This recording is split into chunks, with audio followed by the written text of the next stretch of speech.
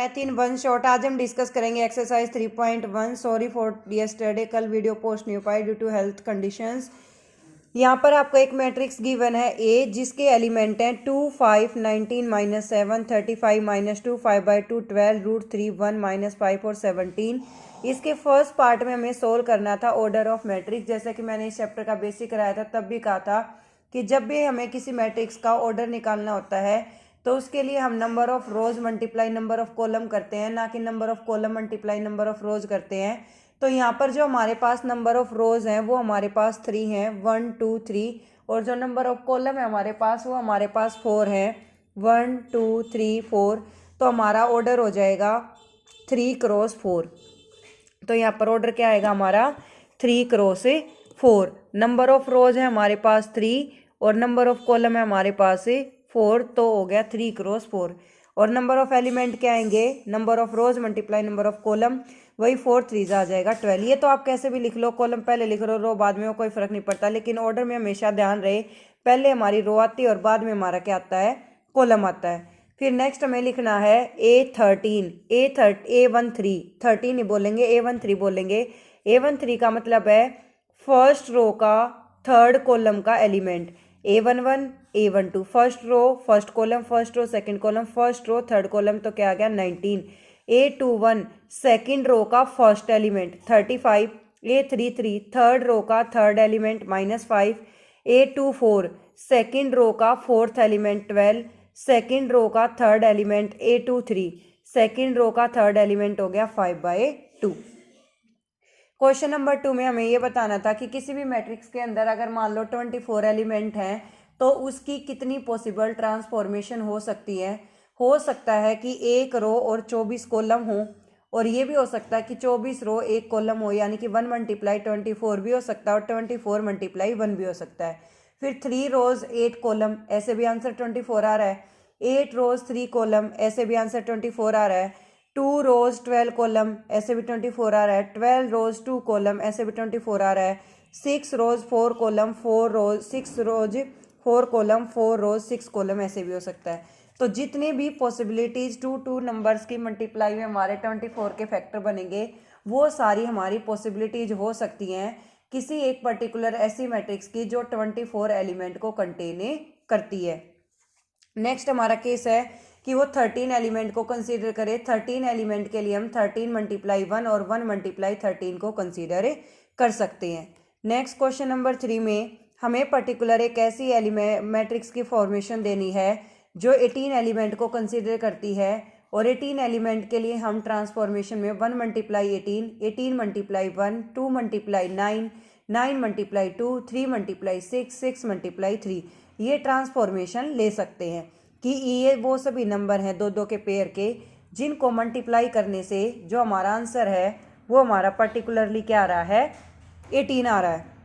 ऐसे ही जब हम 5 नंबर का लेके चलते हैं 5 एलिमेंट का, तो 5 एलिमेंट के केस में एक न्यू थिंग अराइज होती है। वो न्यू थिंग ये है कि 5 एक प्राइम नंबर है। प्राइम नंबर वो होते हैं जिनके 2 ही फैक्टर एग्जिस्ट करते हैं, 1 एंड इटसेल्फ, और 5 के भी 2 ही फैक्टर हैं, 1 और 5। तो सिमिलरली यहाँ पर इसके भी 2 एग्जिस्टेंस होंगी, 1 × 5 और 5 × 1। क्वेश्चन नंबर 4 में हमें मैट्रिक्स के ट्रांसफॉर्मेशन देनी है। 2 × 2 में हो सकती है, यानी कि 2 ही रोज 2 ही कॉलम। 2 × 3 में हो सकती है, 2 रोज 3 कॉलम। वो तो डिपेंड करता है क्वेश्चन के ऊपर कि आपको मैट्रिक्स बनानी कैसी है। हमें यहाँ पर 2 × 2 की मैट्रिक्स बनानी थी, यानी कि 2 ही रो 2 ही कॉलम लेने थे। तो first element, first row first column का फर्स्ट एलिमेंट A11। तो यहाँ पर हमारा पहला रो होता है जिसको हम I से डिनोट करते हैं, और दूसरा कॉलम होता है जिसको J से डिनोट करते हैं। और यहाँ पर हमें फॉर्मेशन दी I + J whole square divide by 2, यानी कि जब हम A11 फाइंड आउट करें तो I की वैल्यू 1, J की वैल्यू भी 1 रखेंगे और सोल्व करेंगे। 1 + 1 होल स्क्वायर डिवाइड बाई 2, 1 + 1 हो जाएगा 2, 2 होल स्क्वायर डिवाइड बाई 2, तो 2 का स्क्वायर हो गया 4, 4/2 क्या आ जाएगा 2। नेक्स्ट था A12 में 1 + 2 whole square divide by 2, 2 + 1 3 square divide by 2 क्या आ जाएगा 9/2।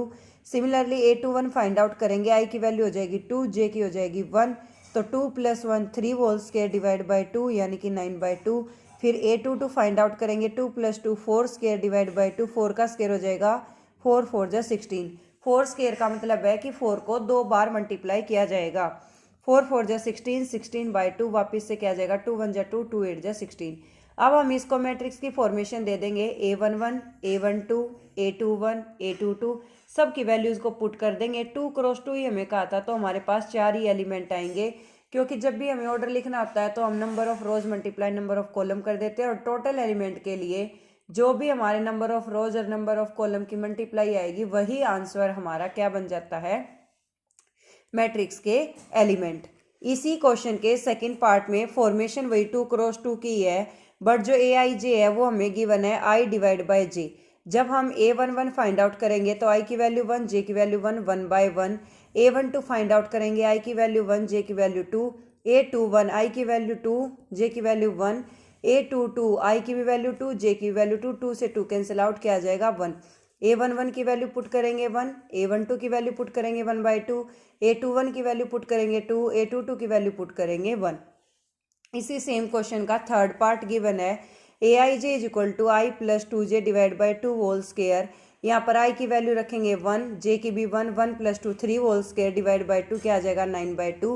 A12 फाइंड आउट करेंगे तो 1 + 2 × 2, 2 2 = 4, 4 + 1 हो जाएगा 5, 5 स्क्वायर 5 × 5 25/2। फिर नेक्स्ट 2 1 लेंगे तो 2 + 2 × 1 2 whole square divide by 2, 2 + 2 4 whole square divide by 2, 4 का स्क्वायर हो जाएगा 16/2, 2 1 जा 2, 2 6 जा 18, तो क्या आ जाएगा 8।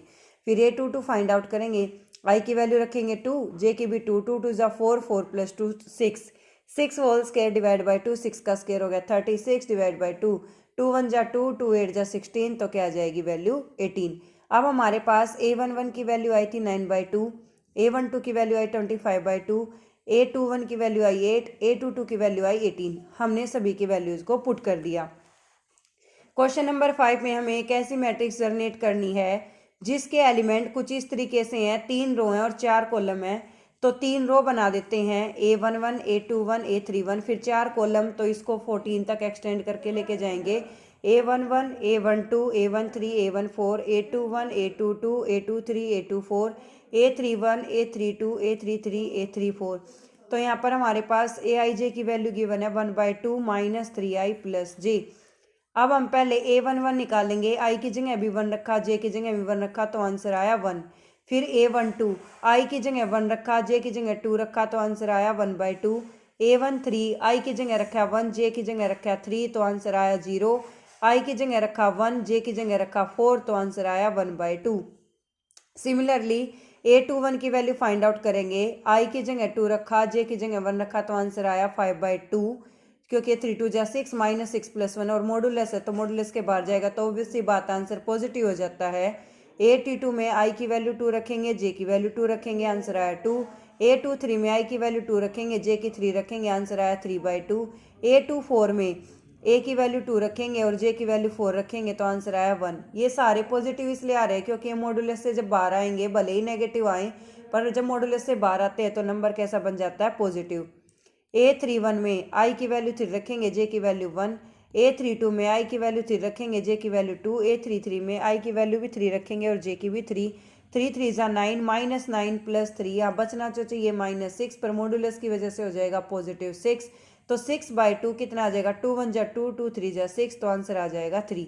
सिमिलरली A34 फाइंड आउट करेंगे, I की वैल्यू रखेंगे 3, J की वैल्यू रखेंगे 4, 3 3 जा 9 -9 + 4 बचेगा हमारे पास -5, बट मॉडुलस की वजह से हो गया पॉजिटिव, तो इसको भी क्या लिखेंगे 5/2, और हमारी मैट्रिक्स कुछ इस तरीके से हमें ऑब्टेन हो जाएगी। Thank you so much for watching. For more videos like share and subscribe my channel.